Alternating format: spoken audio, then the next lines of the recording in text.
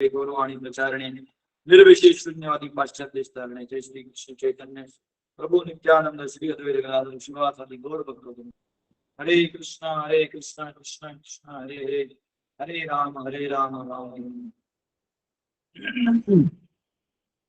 तो हम लोगों ने देखा कि युधिष्ठिर महाराज को नारद मुनि एडवाइस कर रहे हैं, एडवाइस करने से ज्यादा एनलाइटन कर रहे हैं कि ये जो आपकी सोच है कि आप सबके रक्षक हो, आप सबके स्वामी हो, एक राजा के दायित्व के हिसाब से सही है, क्योंकि आप राजा के हैसियत से प्रजा की रक्षा करना चाहते, आप एक पुत्र के हैसियत से अपने पिता अपने चाचा धृतराष्ट्र की आप रक्षा करना चाहते हैं, तो ये अच्छा है। परंतु जब मटेरियल प्रॉब्लम अपने ऐसे सिचुएशन में आ जाए जो आपके शक्ति सामर्थ्य बुद्धि सारे कैपेसिटी के बाहर हो, तब उसे आत्मदर्शन से समझ के ही सॉल्व किया जा सकता। और उस आत्मदर्शन में पहली बात ये समझना होगा कि हम लोग शरीर नहीं, राजा महाराजा प्रजा कुत्ता बिल्ली गरीब अमीर काला गोरा, वो देहात्म स्थिर स्थिति में आता है। लेकिन हमको ये समझना होगा कि अब मैं आत्मा हूं और वो जो जीव है वो अपने प्रारब्ध से अपनी गति को आगे चला गया है, इसमें काल शक्ति जो है वो कार्यान्वित है। अब मुझे काल को स्वीकार करके इस आत्मा के प्रवाह को स्वीकार करना होगा। जैसे हमारे घर में कोई गुजर जाता है तो स्वाभाविक है, माँ के हैसियत से पिता के हैसियत से बेटे के हैसियत से हमें दुख होगा, कष्ट होगा, आंखों में आंसू आएंगे, क्यों नहीं आएंगे? ना उन्होंने आपस में एक दूसरे को इतना किया है तो मेमोरी में जो रखा हुआ है वो याद आएगा कि जब मैं वैसे सब लोगों ने मुझे ऐसे किया था, ऐसे किया था, वैसे किया था, हजारों चीज याद आती है। एक बार घर पे बचपन स्कूल में लड़ाई हो गया था माँ से, तो 2 थप्पड़ लगा दिया था माँ ने, तो नहीं खाऊंगा टप्पा आज, खाना ही नहीं खाऊंगा करके मैं स्कूल बैग लेके चला गया। तो जब मैं स्कूल बैग लेके बस स्टैंड पे खड़ा था तो वहां से दूर से एक औरत एक हाथ में डब्बा और मैं तेल लगाता था, एक हाथ में तेल लेके आ रहा था। अरे मेरी मॉम इतना करने के बाद भी ना स्टैंड तक आ गई कि बेटा नहीं ऐसा नहीं करो, डब्बा लो और तेल भी लगाने आ गई।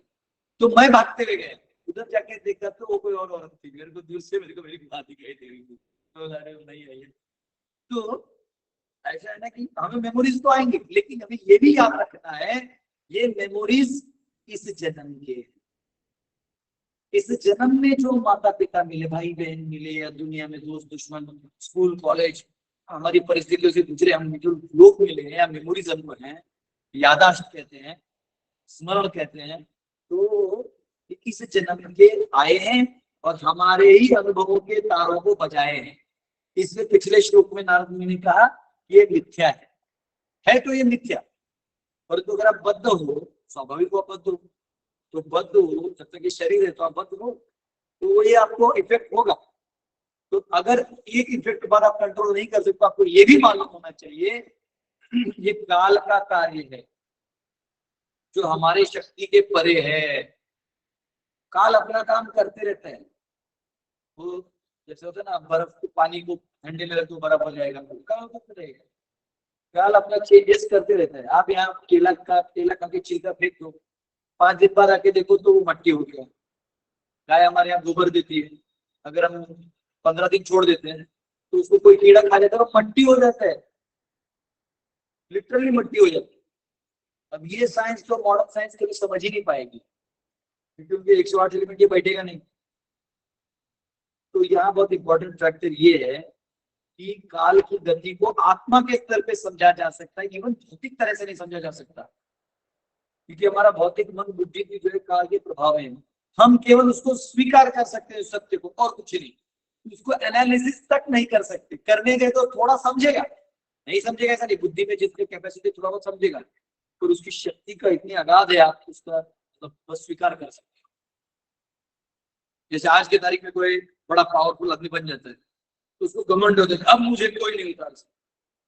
लेकिन जो काल के ज्ञाता है वो जानते हैं कि जब बड़े बड़े राजा महाराजा शहंशाह इस मट्टी में धूल हो गए बेटा, तो किस खेत की होती है, तो वो कुछ बोलते नहीं, क्योंकि बोलेंगे तो मार देगा, तो अपना हंस देते, हाँ बेटा हाँ। काल इतना पावर है। तो जो दार्शनिक है, स्पेशली आध्यात्मिक स्वरूप के लोग, तो ये जो हमारा भागवत क्लास है, इसमें मैं जो समझता हूँ कि जिन्होंने मेरा गीता क्लास किया है, भगवत गीता, और मूल सिद्धांतों को समझा है, और जो इस भागवत के अकांत रस के डूबने को आए हैं, उनके लिए तो ये हाइयर स्टेटमेंट है कि हम इस 3 गुणों से परे की बात, त्रिगुणातीत की बात करते हैं। तो यहाँ पे विदुर जी युधिष्ठिर को एनलाइटन कर रहे हैं इस मामले में। तो कल उन्होंने काल का बात किया, अब थोड़ा सा आगे जाते हैं और प्रैक्टिकली अहम भाव से कैसे आध्यात्म की तरफ जा सकते हैं। तो ऑलरेडी धृतराष्ट्र चले गए, और जो एक बार भगवान के शरणागत हो गए, तू क्या बचाएगा, तेरी हैसियत नहीं तू बचा लेना। आप युधिष्ठिर हो, आप बड़े हो, महान हो, ये वो ठीक है, हाँ एज अ भक्त जैसे आप कृष्ण की कृपा दिलवा सकते हो, लेकिन मैनेजरियल जो चीजें हैं ये उनको चाहिए ही नहीं। ये दुनिया ऐसी बनी है, जब आपको गद्दी चाहिए तो मिली नहीं। आज आप घर छोड़ के जा रहे हो तो युधिष्ठिर के मन में आ रहा होगा मैंने क्यों गद्दी ले ली, मैं वापिस मेरे अंकल को बिठा देता हूँ। अंकल सोच रहे हैं जब बैठना आपकी था। आवाज बहुत स्लो आ रही है। हरे कृष्णा, आवाज कम आ रहा है क्या? यस प्रभु जी। ठीक से आ रहा है। नहीं, मुझे ठीक आ रहा है, मुझे ठीक आ रहा है, आवाज आपकी अच्छी आ रही है। हरि बोल, हो गया। ठीक है, सुनो, तो जो धृतराष्ट्र युधिष्ठिर सोच रहे होंगे कि मैं क्यों राजा बना, धृतराष्ट्र को ही राजा रखता, मैं नीचे ही बैठा रहता बेटे की तरह। लेकिन ये काल को मंजूर नहीं था, तो जब धृतराष्ट्र को राजा बनना था उसको किसी ने बनने नहीं दिया, और जब वो बन युधिष्ठिर दे भी देता बेटे के स्वरूप, अब वो बैठ नहीं सकते। विदुर ने ऐसा स्टेटमेंट बोल दिया है कि मतलब युधिष्ठिर रोक सकते थे ना, नहीं नहीं एक काम करिए, आप बैठिए, आप हमको गाइडेंस करिए। तो एक काम करना, ये थोड़ा दर्जा खोल, इको है ना शायद लग रहा है थोड़ा, तो ये खोल दो तो आधा। ये हमारा नया ऑफिस है, मैं आपको बाद में दिखा दूंगा, महाराज श्री का डंडा है, तो इसमें इको जो है वो हो रहा है थोड़ा। माफ करिए, ये एक ही रूम है हमारा जो ऑफिस टाइप लगता है, ऐसा लगता है कि हम कॉर्पोरेट में हैं।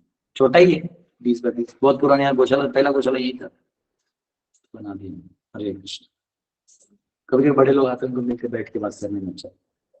तो Hare Krishna, sorry out of track. तो यहाँ पे ये सोचना राजा को कि इनको मैं समझता हूँ, बस इस कंसेप्ट को तोड़ने के लिए उन्होंने ये बता दिया। अब आइए 47वां श्लोक लेते हैं। नारद मुनि युधिष्ठिर को एनलाइटन कर रहे हैं और भागवत के माध्यम से प्रभुपद हम सबको एनलाइटन कर रहे हैं। 47 अहस्तानि सहस्ताम अपदानि चतुष्पदाम फल्गुनी तत्र महताम जीवो जीवस्य जीवनम। मैंने ये कर लिया था क्या? नहीं लिया था ना, ये सिर्फ बोल के लिया था ना, मैंने इसको पढ़ा नहीं। Those who are devoid of hands are prey for those who have hands. Those devoid of legs are prey for the four-legged. The weak are subsistence of the strong. And the general rule holds that one living being is food for another. तो यहाँ पे जो कमजोर है, जो week है, दुर्बल है, उसके ऊपर जो सबल है या पावरफुल है वो उसको कंट्रोल करता है। ये इस संसार का वन लाइन थियरम है, जैसे हम लोग पाइथागोरस थ्योरम से बोलते हैं ना, वैसे इस दुनिया का एक सिंपल लॉ है, कमजोर को जो शक्तिशाली है वो दबा के रखे, चाहे वो आर्थिक समाज हो, चाहे वो पॉलिटिकल समाज हो, चाहे वो धार्मिक समाज हो। धार्मिक में भी कोई ज्यादा पंडित बन गया, जिसको ज्यादा फेम है, मतलब लोग जिसे पूजा पाठ करवाते हैं, तो जो छोटा मोटा उसको वो कम आता है। ये आध्यात्मिक दर्शन नहीं है। आध्यात्मिक दर्शन तो एकत्वम अनुपश्यतः, कि वो भी भगवान का अंश है। अरे मैं उसका अपमान कैसे कर दूं? तो परमात्मा तो मेरे उसके हृदय में भी है। ये जो कभी कभी ब्राह्मण भी जो है ना घमंड कर लेते हैं, शुद्ध है,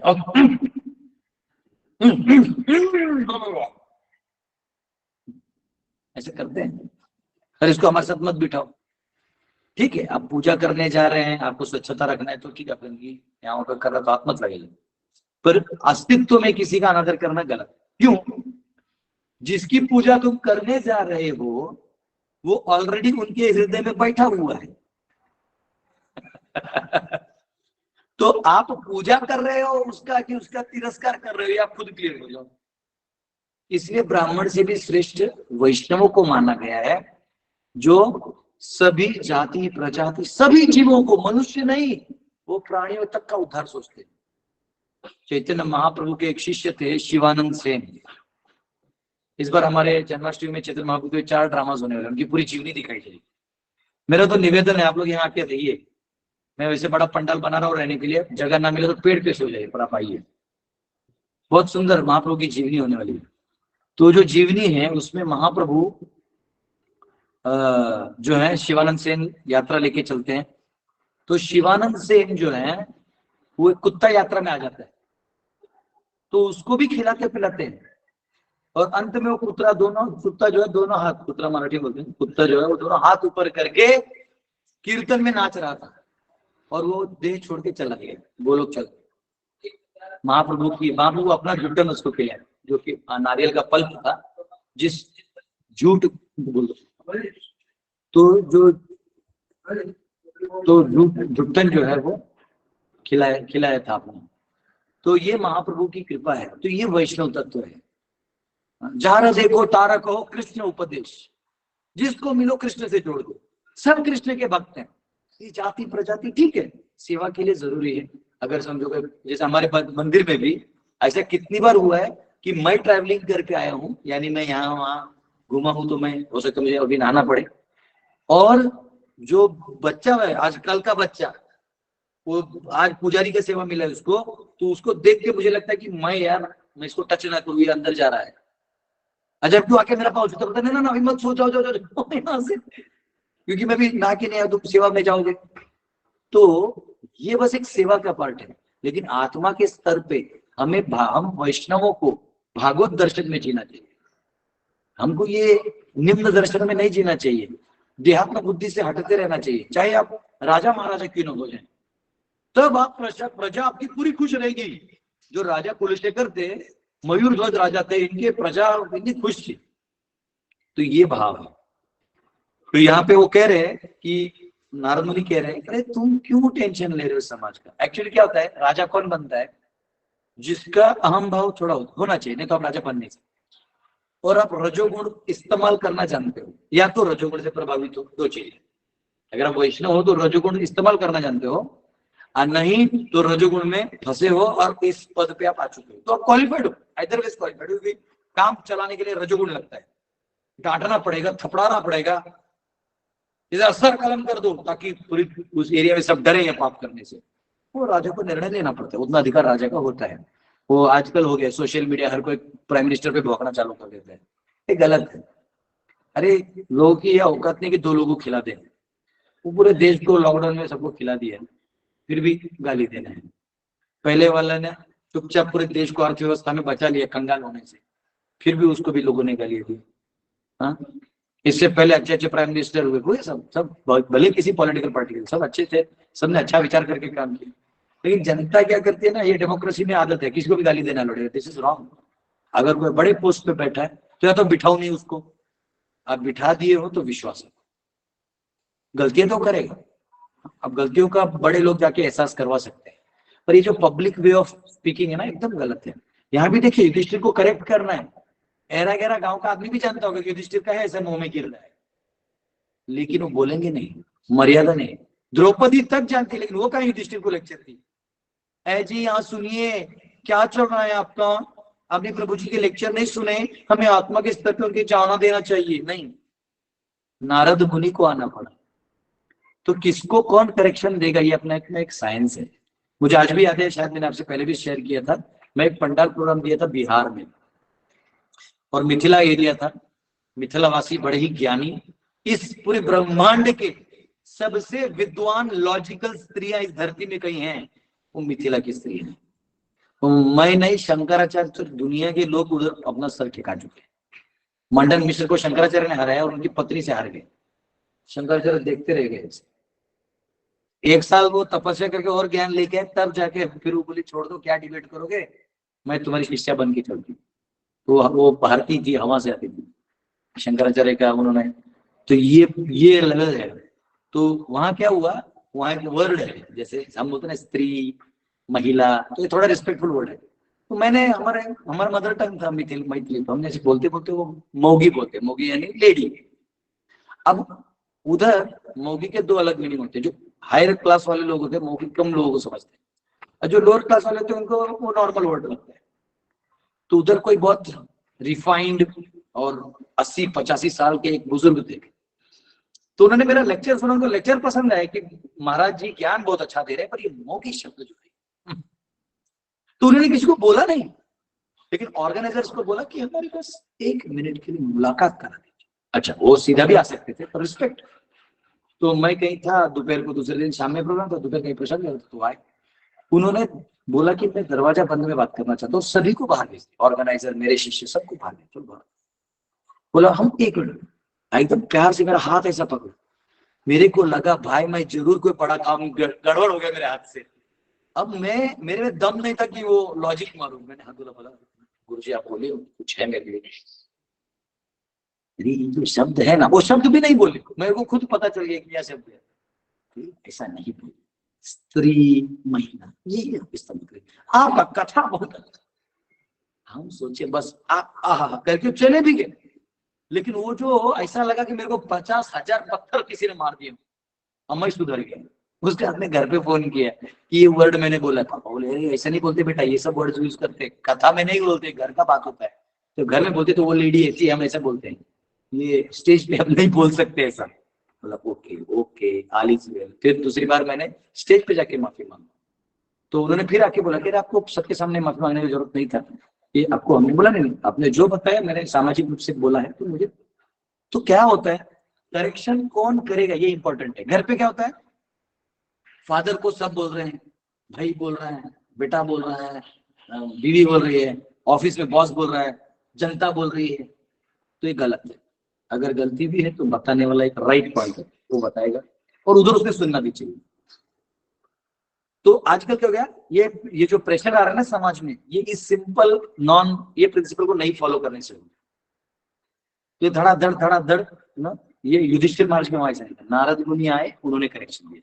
अब वो उनको क्या समझा रहे हैं, वही चीज समझा रहे हैं जो वो पहले से जानते हैं, लेकिन साधुओं का स्वभाव होता है कि आप ही का अच्छा ही आपके अंदर से निकाल कर आपको दिखा दे, ये देखो ये चीज है बेटा, ये इसको आगे लाओ, ये फिलॉसफी अभी तुम्हारे काम आएगी। तो क्या बेसिक फिलॉसफी बोला उन्होंने, ये तो हमारे 3 और 4 स्टैंडर्ड के साइंस पढ़ने वाले बच्चे जानते हैं कि किसको कौन खाता है, मेंढक को सरा सांप खाता है, सांप को पंछी खाती है, पंछी को ये खाता है, उसको ये खाता है, लास्ट में आदमी तो है, आजकल सबको खाने लगा है, पहले वो भी नहीं खाता था, अब आदमी इतना पगला गया है वो अपना बच्चा भी खाना चालू कर दिया, अपने बच्चे बेबी पिकल खाना चालू कर दिए। महान है ये मनुष्य योनि, सब पचा लेता है।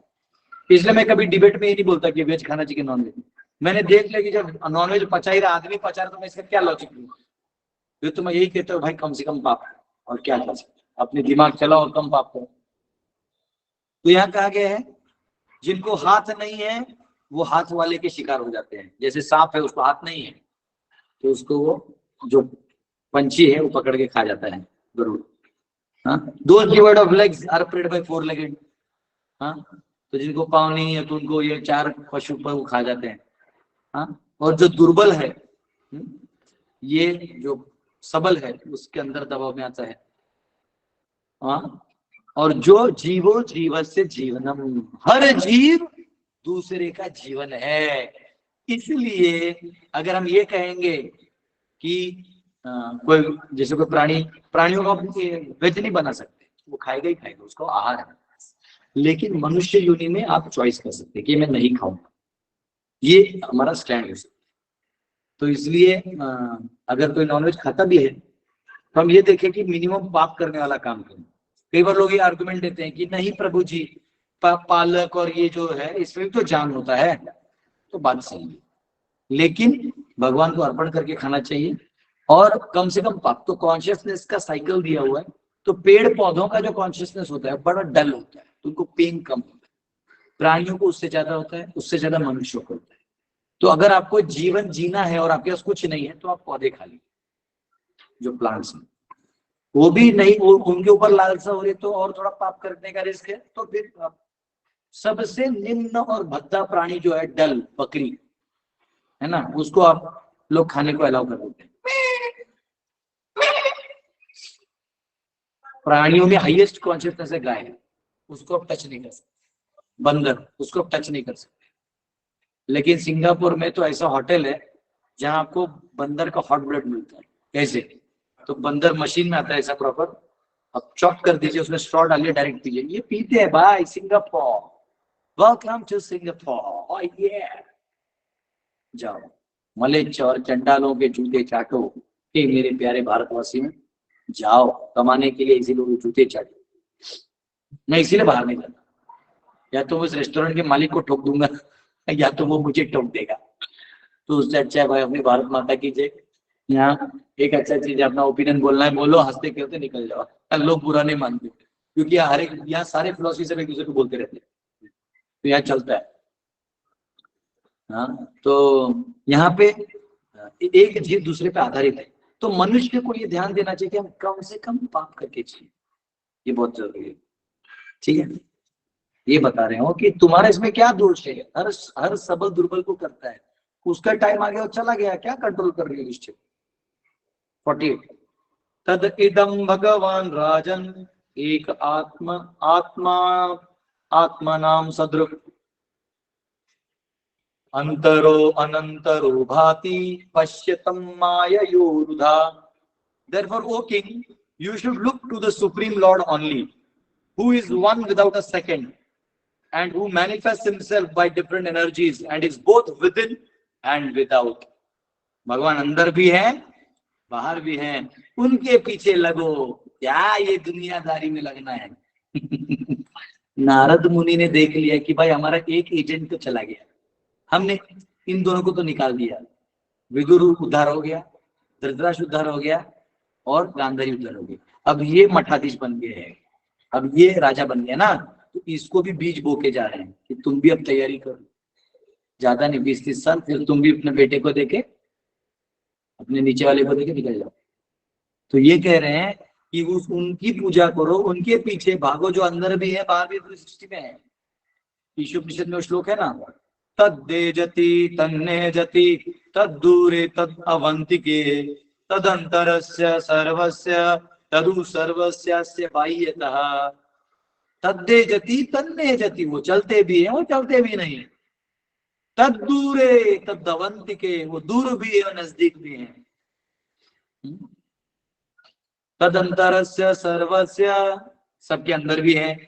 तदपु सर्वस्यास्य बाह्यतः, तो सबके बाहर में भी है। बहिर्नरसिंहा हृदये नरसिंहा नरसिंह मदिं शरणं प्रपद्ये। इतो नरसिंहा परतो नरसिंहा यतो यामि ततो नरसिंहा। तो ये भाव है। वो कह रहे हैं कि ये चीज देखो ना आप वो क्यों सोच रहे हो कि मेरा चाचा है, खत्म कर दो अध्यात्म बुद्धि। अब 49वां श्लोक को कह रहे हैं, सोयम अद्य महाराज भगवान भूत भावना काल रूपो अवतीर्णोस्याम अभवाय सुरद्विषाम। That supreme personality of Godhead, Lord Sri Krishna, in the guise of all devouring time, Kala Rupa, has now descended on the earth to eliminate the envious from the world. वो कह रहे हैं अरे ये जो कृष्ण है ना, ये काल के रूप में आके असुरों का खत्म करने के लिए आए हैं। हाँ, वो काल के रूप में आए हैं, in the guides of all devouring time. देखो यहाँ पे वर्ड क्या है, ऑल डिवोरिंग टाइम क्या है, काल रूपः। काल के रूप में आते हैं भगवान। भगवान सर्व विद्यमान है। आप उनको कृष्ण के रूप में, मधुर रूप में पूछना चाहते हैं तो फिर आपको मधुर रूप से आपसे आदान प्रदान करेंगे। आप उनको नहीं मानते हैं तो बोलते बेटा जिस घर में रह रहा हो तो मेरा ही है, तुम माने ना माने नियम कानून तो मेरे चलते हैं। तुम फ्री हो, ये तुम अपने आप में भ्रम में रह सकते हो, नहीं तुम फ्री नहीं हो ये तुम्हें हम खुलेआम बता रहे हैं। हाँ, सब मेरे कंट्रोल में है बच्चे। तो कोई कह सकता है एक ऐसा चीज है, बोले यही सत्य है। तो कृष्ण जो है वो काल रूप में आते हैं, वो हमेशा सत्वगुण और देवताओं को प्रधान बना के असुरों की शक्तियों को फिर कम कर देते हैं। लेकिन कभी कभी ऐसा समय भी आता है कि असुरों की शक्ति बढ़ते जा रही है, तो हम कभी तो सोच सकते हैं ऐसा क्यों हो रहा था। तो याद रखिए, अगर घना रात हो रहा है मतलब बहुत जल्दी सुबह होने लगी, बहुत जल्दी सुवर्ण युग आएगा। अगर सब जगह शिक्षा प्रणाली खराब हो चुकी है तो बहुत जल्दी कोई अच्छी शिक्षा प्रणाली बाहर आने वाली है। अगर साम्राज्य करप्ट हो चुके हैं तो एक दूसरे से लड़के खत्म हो जाएंगे, बहुत जल्दी धार्मिक साम्राज्य आने वाला है। अंत अस्ति आरंभ, अंत जो है वो आरंभ का प्रारंभ है। तो ये कहा गया कि काल रूप में है। तो यहाँ कहा गया हिज डेजिग्नेशन एज काल इन डिस्गाइज इज सिग्निफिकेंट। ये काल के रूप में जो आते हैं वो बड़ा ही महत्वपूर्ण है। He is not at all dangerous, वो डेंजरस नहीं है, कोई भयावह नहीं है, but he is transcendental form of eternity, knowledge and bliss. लेकिन वो सच्चित आनंद के रूप में है। For his devotees his factual form is disclosed. जो उनके भक्त हैं उनके लिए वो श्याम सुंदर रूप में आते हैं। और for non devotees his appears like काल रूप which is causal form, which is एक जो काल का रूप है वो भगवान का, वो प्रकृति को चलाकर अगर सबको अपने अपने डब्बे में डालते रहते हैं, उसका गणित आप कभी नहीं समझ पाए। काल ने डिसाइड किया यहाँ से वहां। जैसे हम लोग गुरुकुल में हर बच्चा अलग अलग स्टेट में पढ़ता है एक साल, तो हमारे जो वहां के डिवोटीज होते चाहते पर मुझे इसी बैच को यहाँ रखिए। हम बोलते हैं ना, आप इच्छा कर रहे हैं बड़ी अच्छी बात है, पर इनका ट्रेनिंग वैसे नहीं होगी। इनको तो अलग गुरुकुल स्टेट में भेजेंगे तो नया चीज सीखेंगे, तुम्हारा स्टेट सीख लिए, तो उनको फिर अटैचमेंट छोड़ना पड़ता है, बाद में डिटैच्ड वैसे सेवा करते हैं। तो इस संसार में भगवान क्या करते हैं, आपको अनासक्त बनाने के लिए पहले आसक्ति देते हैं, फिर छीन लेते हैं। अब छटक पटक छटक पटक मटक, भगवान ये ब्रेकअप क्यों करवाते हैं? भगवान चाहते तो लड़कियों का स्वभाव सीधा रखते हैं, पर भगवान ने एक ऐसा नेटवर्क बना के दे दिया है जिसको तुम कभी सॉल्व ही नहीं कर सकते। अच्छा, भगवान क्यों दिए ये? क्योंकि आदमी को घमंड होता है बहुत कि मैं तो भगवान एक ऐसा पजल उसके घर में दे देते हैं कि उसी को सॉल्व करने में लग जाता है, बाहर कुछ कर ही नहीं पाता। आप देखिए, शादी से पहले हर बंदा बोलता है पूरे देश को बदल दूंगा मैं, मेरे राष्ट्र की सम्माते सब बोलता है, कुछ नहीं। लोग बूढ़े लोग भी बोलते हैं हाँ बहुत अच्छा बेटा, क्या भाषण दिए हो। मन ही मन बोलते बेटा शादी कर ले, ये सारा ब्रह्मांड का जो कॉम्प्लिकेशन है तेरे घर में आएगा। इसको तो सॉल्व कर दिया ना बेटा पजल को, तो हम तेरे को खुद प्रधानमंत्री बना देंगे। तो अभी जो हमारे प्रधानमंत्री हैं इन्होंने क्या किया, वो पजल को ही लॉक कर दिया कि भाई ये पजल जो है इसे डील नहीं करो तो मुक्त हो जाओगे। तो इसलिए उनको जनता ने प्रधानमंत्री बना दिया कि भाई हाँ। यूपी में भी जो हमारे हैं लीडर, वो भी भाई इस पजल को दूर रख दिए, तो समाज बुरा देखो तुम स्मार्ट हो, तुम हमारा नेता बन सकते हो, जाओ। वैसे मैं भी साशा में हूँ। कम से मुझे देश का एजुकेशन मिनिस्टर बना दो, सारे गुरुकुल खोल दूंगा, कश्मीर श्रीनगर से लेके कन्याकुमारी तक।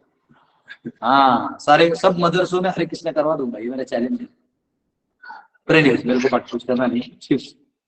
तो पॉइंट क्या है, तो पॉइंट ये है, मजाक कर रहा हूँ, आप लोग मेरे को पॉलिटिक्स में मत डालो, मैं बहुत भोला वाला ड्यूटी हूँ। वैसे एजुकेशन पोलियो मिल गया तो ले लूँ। तो यहाँ पॉइंट क्या है कि ये जो असुर होते हैं इनको दमन करना पड़ता है। तो भगवान काल के रूप में सत्य पावर्स को बाहर लाते हैं। रात हो गया तो दिन आएगा, तो हमें ज्यादा डिप्रेशन में रहने का जरूरत नहीं है। और जितना धृतराष्ट्र को करना था भोग ऐशो आराम सब कर लिया, अब उसको निकलने की बारी है, निकलने दो। अब तुम वहां जाके अपने आनंद मत करो। कई बार जैसे हमने गुरुकुल में देखा है, पेरेंट्स आते एडमिशन करते हैं, जाते जाते माँ बाप भी रोना चल रहा है, तुम क्यों रो रहे हो, ऑलरेडी वो रो रहा है। तो वैसे धृतराष्ट्र पहले अब जा रहा है, रोध होकर उसका मेंटल फेज में गुजर रहा है, आप उधर जाके मत जाओ, हो गया चले गए हैं, आप ये बात समझो, उनको लेक्चर देके पैसिफाई कर दिया। ठीक है, तो ऑलरेडी 9:05 हो गए हैं। ठीक है, आगे हम कर लेंगे। हरे कृष्णा। यस, कोई क्वेश्चन है पूछ सकते हैं, हम 1-2 क्वेश्चन लेंगे। और प्लीज कोई भी आज हमारे क्या प्रभु हैं, हमारे कृष्ण लाल प्रभु जी ने एक भजन बहुत दिनों से पेंडिंग रखा हुआ है मैंने, तो मैं उनको आज उनसे भजन गाएंगे। 2-3 क्वेश्चन ही लेते। यस प्रांजल जी। प्रभु जी मेरे 2 क्वेश्चन है। तो पहला क्वेश्चन, जैसे कि प्रभु जी आपने आज के सेशन में बताया कि एक कुत्ते का भी उद्धार हो गया था, चैतन्य महाप्रभु जी की कथा में एक कुत्ते का भी उद्धार हो गया था प्रभु जी। परंतु हमें कहा जाता है कि ये जीवन मिला है, मनुष्य जीवन, ये इसलिए बहुत ज्यादा मूल्यवान है क्योंकि इसी में हम लोग सिर्फ भक्ति करके यहाँ से निकल सकते हैं। तो फिर ये मतलब 2 कॉन्ट्रडिक्टिंग स्टेटमेंट कैसे हो रहे हैं, मतलब प्रभु जी थोड़ा बताइए। 1 मिनट, आप बोल रहे थे ना, मेरा रिक्वेस्ट है बाकी लोग म्यूट कर लीजिए। मुझे राज नाम से जुड़िए। हाँ प्लीज, मुझे वो 2-3 आवाज में ना घर आ जाता है। प्रभु जी आप अपना क्वेश्चन आधा समझ गए, आधा वाला वापस बोलिए। हाँ प्रभु जी, मैं ये कह रहा था फिर जैसे कि एक कुत्ते का उद्धार हो गया था, तो फिर ये हमसे कहा जाता है कि मनुष्य जीवन इसलिए मिला था कि हम लोग अपना उद्धार कर सकें और यहाँ से निकल सकें। तो प्रभु जी ये 2 कॉन्ट्रडिक्टिंग स्टेटमेंट हो रहे, मतलब ये का मतलब ऐसा है, समझा नहीं। नहीं, भगवान किसी का उद्धार कहीं भी कभी भी कर सकते। गजेंद्र जो हाथी था उसका कर दिया, ये कुत्ते को समझो उदाहरण ले ले, इसका कर दिया। मनुष्य जीवन स्पेशल क्वालिफिकेशन है, यानी अपने आप से उद्धार अगर आपको करना है तो मनुष्य योनि में आप साधना करते हुए निकल सकते। तो दिस इज स्पेशल। लाइक आप एग्जाम लिखने को जा रहे हो तो आप सिंपल होते हुए नॉर्मल बॉल पेन लेके जाते हो, पर अगर आपको मौका मिले तो हाई क्लास पेन यूज करके भी जा सकते हो। तो आप, इसका मतलब ये नहीं कि हाई क्लास पेन वाले को अच्छे मार्क्स मिलते हैं, मार्क्स उसको भी अच्छे मिल सकते हैं जो नॉर्मल पेन से लिखते हैं, पर आंसर सही होना चाहिए। तो कुत्ते ने सही चॉइस किया था कि मैं भक्तों के बीच में हूँ, वो निकल गया। गजेंद्र ने भी भगवान को चॉइस किया, वो निकल गए। मनुष्य हो के आपने वो चॉइस नहीं किया तो आप भी नहीं निकलो, ये पॉइंट है। और प्रभु जी दूसरा क्वेश्चन, आपने कहा था कि मतलब ये क्वेश्चन बार बार मत पूछिए, परंतु क्या करें प्रभु जी, ऐसे मतलब है ना, तो फिर इसलिए मैं आपसे पूछ रहा हूँ कि मतलब रशिया ने अपोजिशन क्यों नहीं किया था सर यूएसए का जब मून लैंडिंग के मामले। देखो, ये समझने के लिए आपको राजनीति समझना, समाज व्यवस्था समझना होगा। वो लोग कोई अरे गहरे दोस्त नहीं है जो बैठेंगे और बोलेंगे क्या यार यूएस तूने झूठ बोल दिया। हाँ, ऐसे नहीं होता है। वहाँ बहुत सबके अपने आइडियोलॉजीज होते हैं। चाइना अपनी आइडियोलॉजी से चलता है, यूएस अपनी आइडियोलॉजी से चलता है, उनके सोशल स्ट्रक्चर्स होते हैं, उनके अपने इंटरनल अपराइजिंग्स होते हैं। तो उसमें बहुत कुछ बोलना होता है, नहीं बोलना होता है, बहुत सारे डिप्लोमेटिक स्टेटमेंट्स होते हैं जहां आपने बोल भी दिया और नहीं भी बोला। तो ये सब आपको पॉलिटिकल अफेयर्स में समझना होगा। ये इसको आप इस लॉजिक से नहीं समझते, क्यों नहीं बोला, मैं रशिया पे इतने बोले पाले हूँ। उसने बोला ना, रशियंस ने वीडियो बनाया कि वैन आलम रेडियंस के बाहर आप 200 किलोमीटर के बाद नहीं जा सकते, लेकिन उसको कहा किसी ने प्रमोट किया। तो ये सब ठीक है, I don't see it major, कोई क्वेश्चन में मेजर नहीं लगता। ऐसे बहुत सारे सत्य है जो मैं ही नहीं बताता, बता दूंगा तो कल से ये चैनल बंद हो जाएगा। तो ये धन्यवाद दिनेश जी। हरे कृष्णा प्रभु जी। प्रभु जी मेरा बोलिए, क्वेश्चन बोलिए। है कि कई बार डॉक्टर के बीच में कुछ चीज ऐसा लगता है कि वो डॉक्टर ने बता दी कर दिया ये प्रॉब्लम है, उसको लोग भक्ति से ठीक करना चाहते हैं, तो कहाँ तक ये सही होता है प्रभु जी, क्या हो सकता है? सुनिए, जैसे हर डब्बे का ना, लाइक मैथ्स में आपने पढ़ा है सेट, सुपर सेट, फिर मेगा सुपर सेट। यानी जैसे आप कहेंगे कि जैसे ऐसा कह सकते हैं, भारत में दिल्ली है, दिल्ली में मंत्रालय है, बराबर। तो मंत्रालय दिल्ली का सबसेट है, दिल्ली इंडिया का सबसेट है, इंडिया वर्ल्ड का सबसेट है। तो मतलब बड़ा उसके अंदर अंदर। तो एनीवेज आपको क्वेश्चन तो मैं सबसेट समझाने में चला गया। क्वेश्चन क्या था? क्वेश्चन तो प्रभु जी, जी हाँ? प्रभु जी क्वेश्चन था कि मेरा कि डॉक्टर ने कोई चीज सिद्ध कर दिया प्रॉब्लम। वो मैं आपका ये समझाने में अटक गया। अब सुनिए, अब क्या है, मेडिसिन जो है उसके अलग अलग स्टाइल है ऑपरेट करने के, चाहे एलोपैथी ले लो, होम्योपैथी ले लो, आयुर्वेद ले लो, जो भी आजकल रिसर्च हो गया। कई लोग मंत्र झाड़ फूक से भी ठीक कर देते हैं। अल्टीमेटली वो ठीक होना जरूरी है। समझो आपको कंधे में दर्द है, मेरे को बहुत दर्द था कंधे में, एक बार मैंने बॉल फेंक दिया तो ये शोल्डर में प्रॉब्लम हो गया था। अब मैं डॉक्टर के पास जाने से डर रहा था, वो लगा देगा बिल। तो यहाँ हमारे गांव में एक प्रभु जी हैं, वो बोले प्रभु जी आइए ना, उसने ऐसे किया टाक टुक टाक, अभी कुछ दर्द नहीं हो रहा। अब यही मैं 1,00,000 5 लाख खर्चा करता तो फिर उसके ऊपर 10 लोग मेरे को गुलदस्ता देते, एप्पल देते।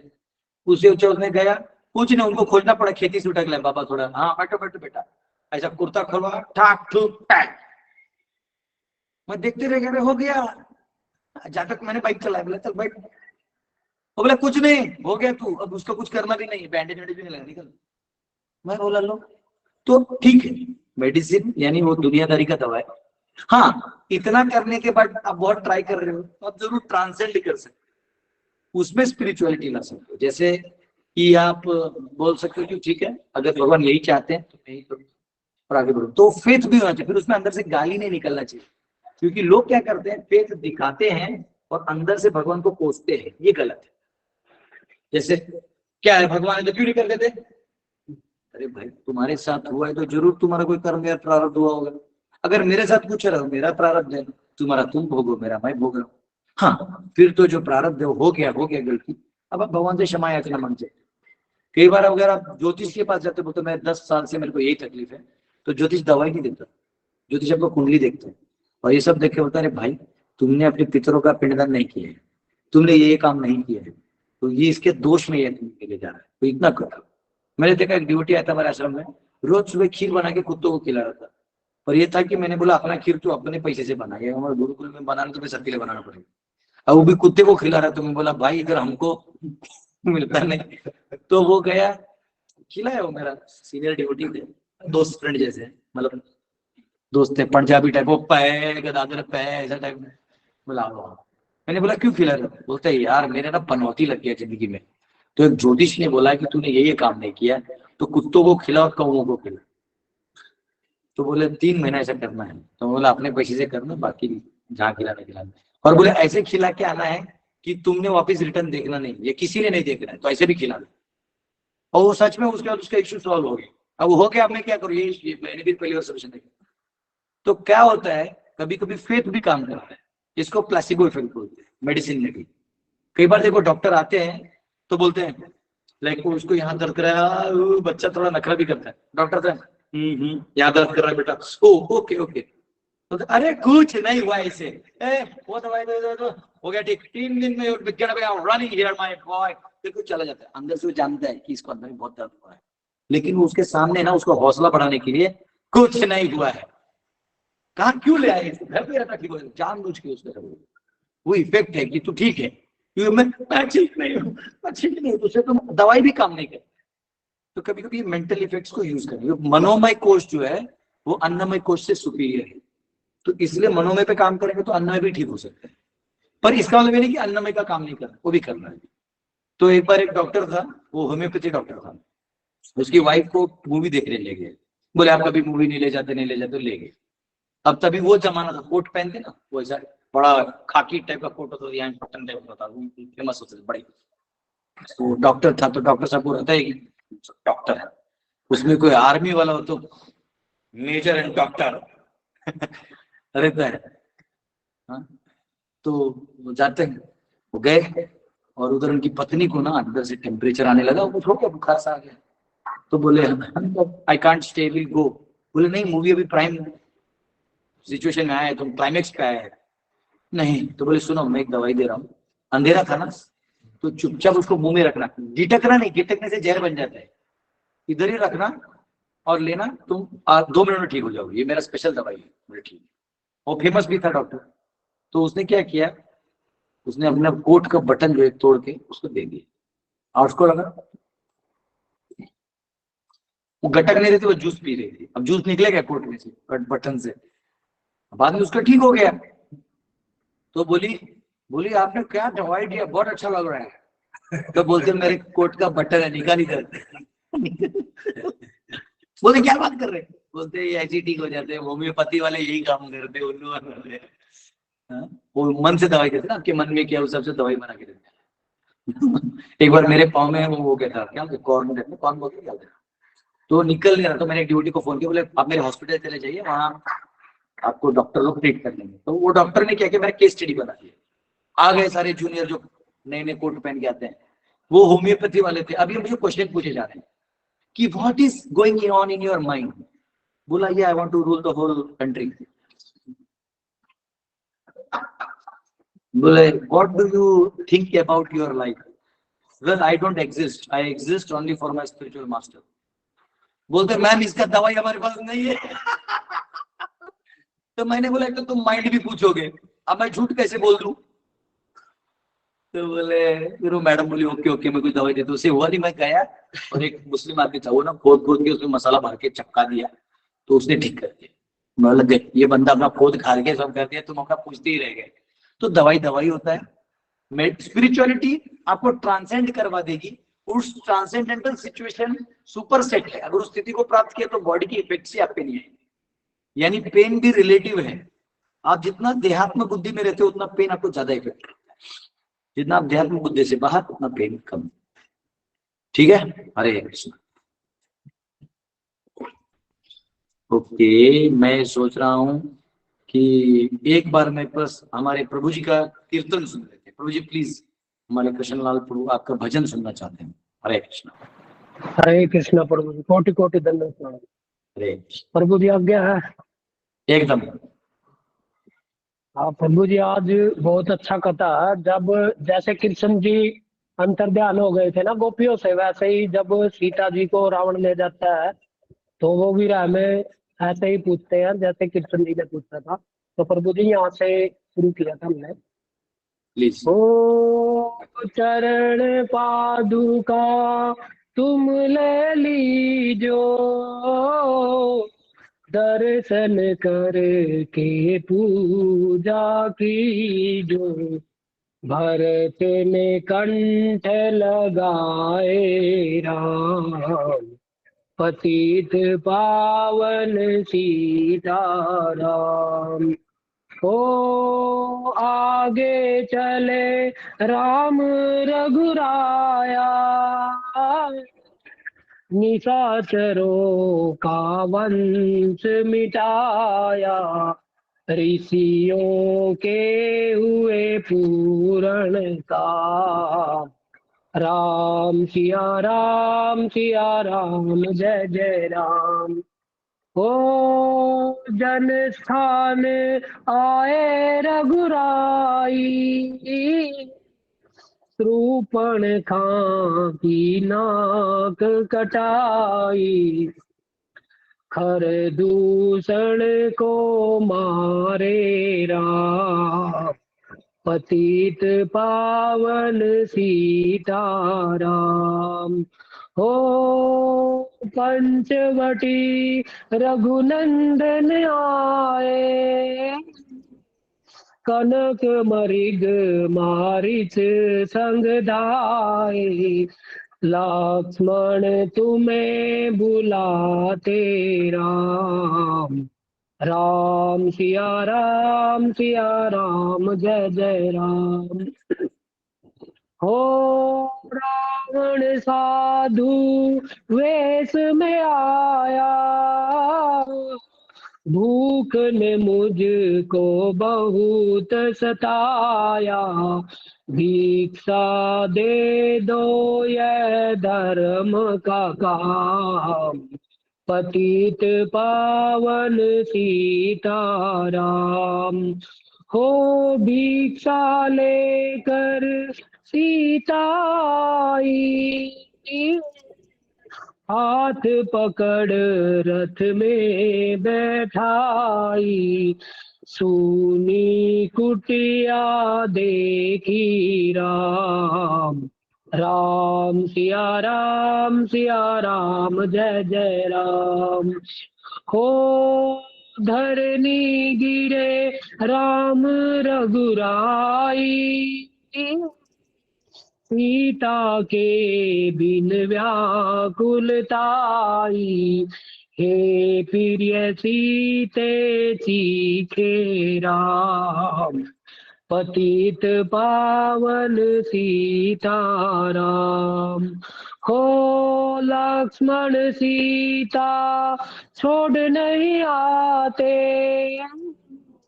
जनक दुलारी नहीं गवाते, तुमने सभी बिगाड़े काम। राम सिया राम जय जय राम।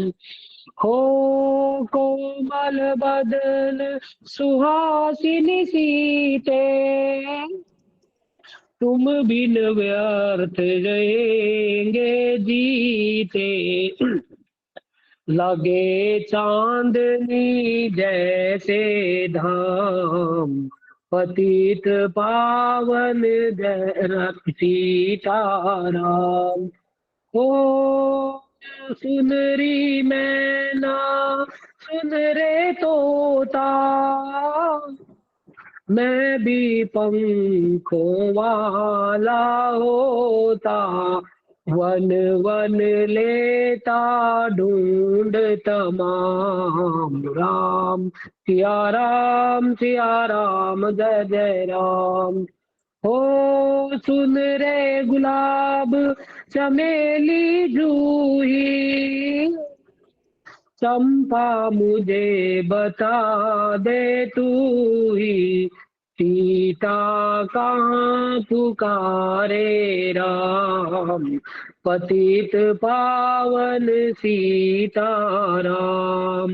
हो हे नाग सुनो मेरे मनहारी,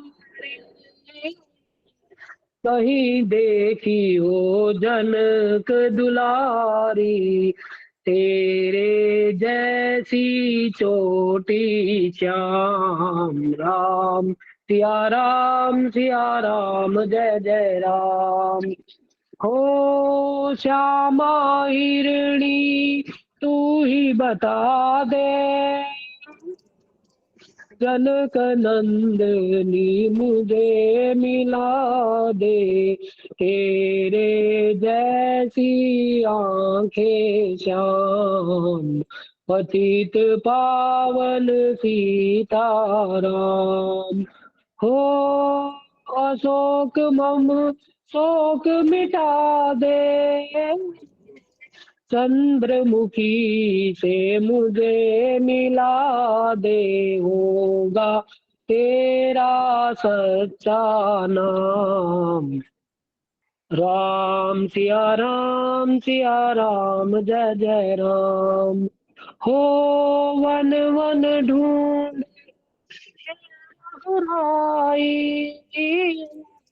जनक दुलारी कहीं नहीं पाई, गिद्धराज ने किया प्रणाम, पतित पावन सीताराम। राम सिया राम जय जय राम। हरि बोल। हरे कृष्णा। हरे बहुत हरे बहुत कृष्णा, हरि बहुत बोल। कृष्णा जय हरे हो। कृष्णा। हरे हरे कृष्णा। हरि बोल हरि बोल बहुत हरि बोल हरि प्रभु जी। बोल। तो ऐसा करते हैं, बाकी क्वेश्चंस कल ले लेते हैं, अभी समय खत्म हो गया है। हरे कृष्णा प्रभु जी। हरे कृष्णा प्रभु जी, दंडवत प्रणाम। हरे कृष्ण प्रभु जी, कोटि कोटि दंडवत प्रणाम, दंडवत प्रणाम। हरे कृष्ण प्रभु जी, दंडवत प्रणाम। दंडवत प्रणाम। हरे कृष्णा हरे कृष्ण प्रभु जी, माता जी को दंडवत प्रणाम। वांछा कल्पतरुभ्यश्च कृपा हरे सिंधुभ्यश्च कृष्णा। पतितपावनेभ्यो वैष्णवेभ्यो नमो नमः। अनंत कोटि वैष्णव वृंद की जय, श्रील प्रभुपाद की जय। श्रील प्रभुपाद की जय। हरे कृष्णा। सभी भक्तों को हरि बोल। सभी को हरि बोल। प्रभु जी हरे कृष्ण। सभी प्रभु माता जी को कोटि दंडवत प्रणाम। ओ वाह, कहाँ का क्वेश्चन? हा प्रभू जी आमच्या घराच्या बाजूला आहेत, अमर प्रभू जी आहेत ना। हा अच्छा, वेरी गुड, सुंदर। हा ते अमर प्रभू जी। श्रद्धेय नमः। हरि बोल हरि बोल। हरे कृष्ण प्रभु जी, दंडवत प्रणाम। हरि वाह, सुंदर। हरि बोल हरि बोल। हरि बोल। नेक्स्ट। ठीक है, मिलते हैं आप सबको।